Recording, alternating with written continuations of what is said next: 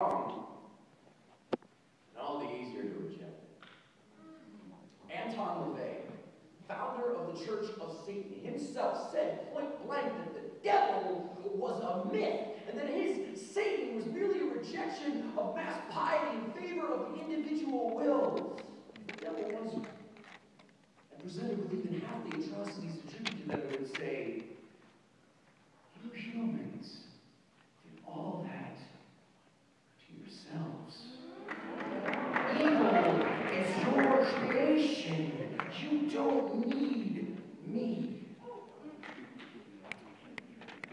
Devotion and blasphemy both make for blind ignition, but if you one all one and none of the other, it will devour the will and the individual along with it.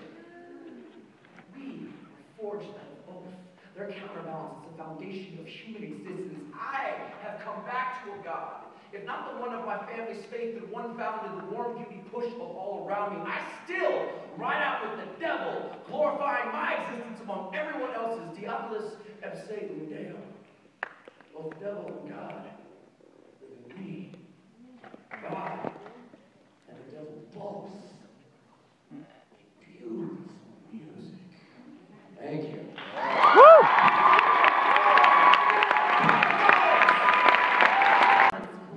I might not be able to hear how everybody is, but I'm good. The first poem I ever wrote was about butterflies.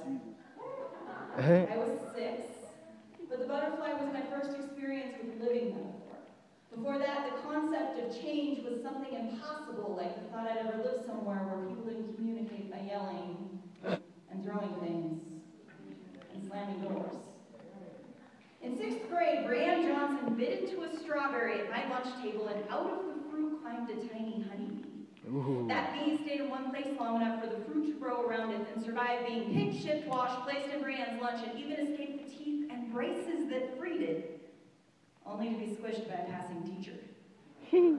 Maybe this is the reason I have a hard time killing bugs. When I started the tapestry that's still stretching itself to stain the skin on my back, the apprentice in the shop was starting a tiny tattoo because on his smoke break, he watched an ant carrying a dandelion seed. Something simple, until the wind picked up and carried the ant and its seed off somewhere out of sight, and he knew he had to capture that moment forever. There was a time when rape survivors and cockroaches were synonymous in my mind because it seemed like we could both survive anything. But that's before arachnids proved they could wipe out an infestation single-handedly, and since then I've been a little more distrustful of spiders. But I still don't kill them. Insects aren't miracles for most people. But words aren't miracles for some people either, and I remember a time when all they were for was fighting. A little rumble in the back of my throat where I kept more hives of stinging creatures than the cocoon of butterflies I had to teach myself to say. When I was terrified to step to the front of the room and speak because I didn't know which ones would climb out. And it's true. Ants and dandelion seeds are more nuisance than miracle for some. But that's because most people have never held on to something so tightly and carried it so far that it wound up lifting them away from everything they thought to be true and possible.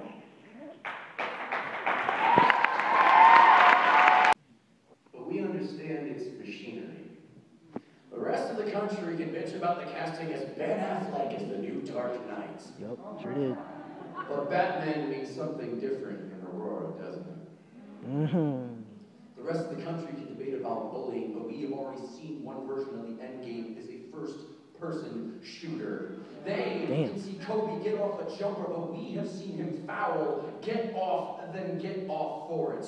Ours is a place still recoiling from a time when the Klan used to march so deep down Broadway in Denver you'd think the white tide was in. And everybody leapt in for a baptism. We are haunted.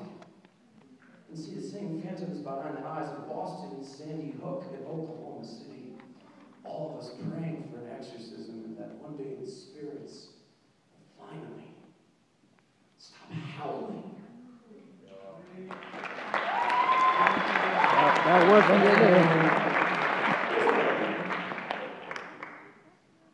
I am a scientific anomaly, for I am not made of limbs. Just a loose musicians.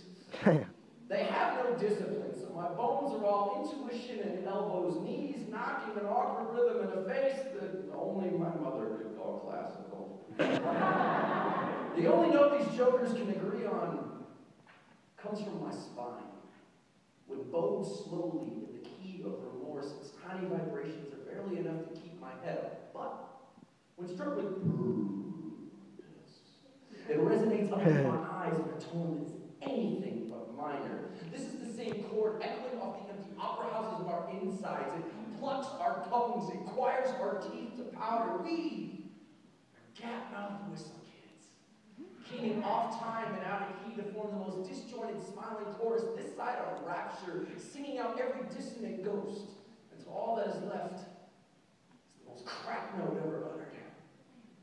We pray at least one person thinks it's beautiful. Woo! Make it heavy, because that's what I do. So he has heavy too. I'm not complaining about your pockets, Polly. They're very deep. But if you need to do anything to take care of yourself at any point in time during the morning, please do so. Is it okay if I read to you? I feel like we're talking about reading things, so hey, I want to read some things. Do it. How the windowsills were always melting. Every imagined rooftop apocalypse always ended at liquefied igneous and shattering glass. How I've always had an overactive imagination. Could hear the bombs falling so far away. How sleepwalking was a real thing. I always woke up swinging. Once, it was a giant octopus that's tentacles fell away into the parabola of my father's arms. How skin feels on brick. More intentional than falling in gravel, the way your skin tears in one long strip. How the anger tears from your body faster this way. How the bones in your hand don't give. How the walls bled the night when the seven shadows held me down. How I wrote the same word over and over until it didn't make sense. Wrote my name over and over until it didn't make sense. The first time I smoked, I inhaled as deeply as possible. I've rarely done it again. How I could never name it habit. How I will do nearly anything to not take a pill. How substances taste like a broken promise. How I wash my hands until they're wet. How if I don't shower every day, there better be illness involved. If there's a sink full of dirty dishes, there better be illness involved. How I have a hard time allowing other people to pay for things. How I saw the threads that hold the tapestry of reality together. How I laid on the floor in the closet, hyperventilating, pulling the threads that hold the tapestry of reality together when the static got so loud that it swallowed me. When I ceased to exist. When my blood boiled under the wire hanger and the lighter. How sometimes I find myself not listening, how I'm forgetting things. My mother. How her skin smelled like a mixture of leather and old smoke. How the list of songs didn't make sense. The ones she couldn't have written, how she talked about the royalty checks and wrote checks from Dad's closed bank account, and the bank cashed them. How she grabbed the broken glass from the floor barehanded the first time I saw my father make a fist, or the day she stuck her fingers into his eyes, how his hand wrapped her throat, how I was never afraid of him, how I was always afraid of her.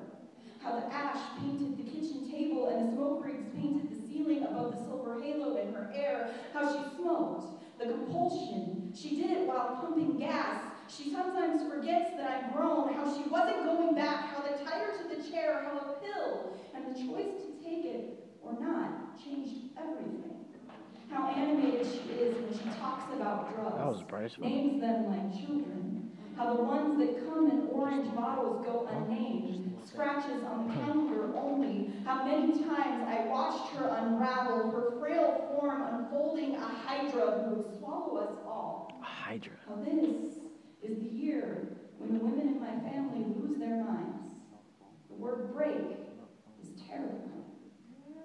And sometimes I can still see the windowsills melting.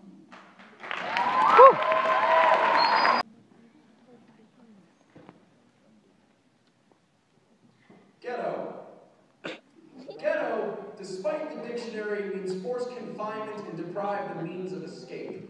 In Hebrew school, we learned its original definition was living area for Jews in Europe after the diaspora. Ghettos house Jews. Now, wait, houses are for humans. Jews Jews were kenneled, you kennel a pack of dogs. C, Warsaw. C, reservation. C, internment. What the Ghetto. Instilled American speech. 1, noun. Area containing certain ethnic groups defined by institutionalized poverty. C, Brownsville. C, Spanish Harlem. C, Bronx River. C, 5th Ward. C, 9th Ward. Ward. Oxford English. 2, noun. Where a number of patients often requiring similar treatment are accommodated. Hey guys, so that was a poetry slam from last Friday. If you're watching this on Sunday, doesn't matter. It was, what was last Friday? I think today's 27th. Yesterday was 26th, and then the day before that was 25th. So it was poetry slam at Mitchell High School on the 25th. So yeah, don't have much time to record this. So yeah, like and subscribe if you enjoyed. Leave a comment of what I should play next, or show you guys next, because I am like hella out of date right now. I should have another video for you guys. This is coming Tuesday, and then Thursday, and Saturday. Get back in schedule. Everything's gonna be fine. I'll see you guys later. Goodbye. Like, subscribe. Do the thing I told you earlier. Leave a comment, whatever. Bye.